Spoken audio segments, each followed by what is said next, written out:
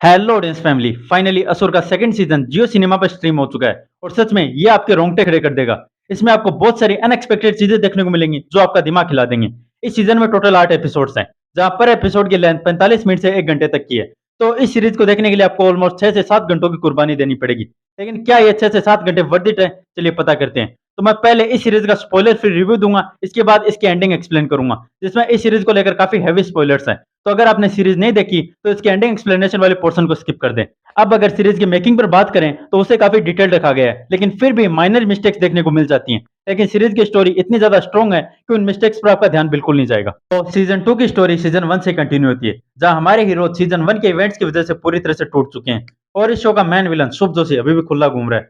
तो इस बार शुभ artificial intelligence का यूज करके एक नई सामाजिक व्यवस्था खड़ा करना चाहता है, जहां उसके अकॉर्डिंग कलयुग का चरम ही एक नए समाज की नींव है। तो वह एआई की मदद से टेक्नोलॉजी का ऐसा करप्टिव यूज करेगा जिससे सभी लोगों के अंदर का असुर बाहर आने को मजबूर हो जाएगा।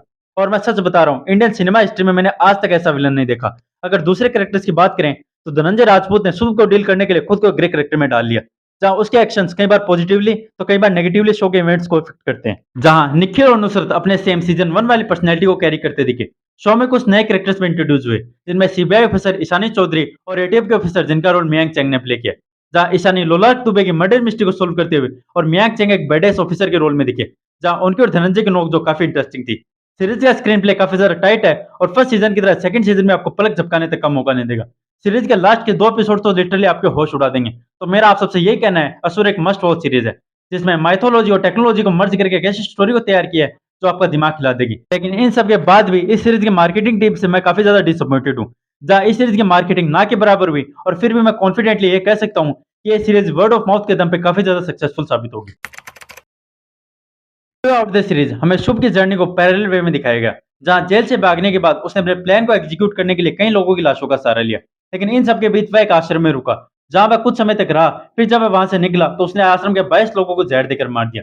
लेकिन वही उसकी मुलाकात एक अंधी लड़की वृंदा से हुई, जो हमें इस सीजन में धनंजय की इन्वेस्टिगेशन में बार बार दिखी। लेकिन जब एंड में निखिल शुभ को मार देता है, जहां शुभ एक कहानी सुनाता है जिसमें वह बोलता है कली के असुर का एक बार शरीर नष्ट कर दिया था, जिसमें वह दूसरे शरीर को अपनाकर अपने कुक्रम जारी रखता है, जिससे हमें पता चलता है कली का अनंत है, उसका कोई अंत नहीं। आप एक कली को मारोगे तो 10 कली और खड़े हो जाएंगे। इस सीजन के एंडिंग में हमें कुछ ऐसा देखने को मिलता है, जहां कली का अवतार शुभ तो मर जाता है, परंतु वृंदा मिसिंग थी, जिससे हमें क्लियरली पता लग जाता है सीजन 2 असुर की कहानी का अंत नहीं है। सीजन 3 में हमें वृंदा कली के नए अवतार के रूप में दिख सकती है। और वृंदा क्यों, फर्स्ट सीजन में ऑलरेडी कंफर्म हो चुका है कि शुभ के पॉडकास्ट कई लोग सुनते थे, और जब तक एक भी फॉलोअर कली की विचारधारा को मानता है तब तक कली जिंदा है।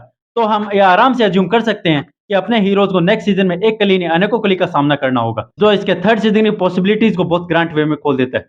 So I am really excited for third season of Asur. तो आपको सेकंड सीजन कैसा लगा कमेंट सेक्शन में बताएं। अगर वीडियो पसंद आई हो तो वीडियो को लाइक और शेयर करें, और ऐसे रिव्यू के लिए subscribe audience reward channel. Thank you, have a nice day.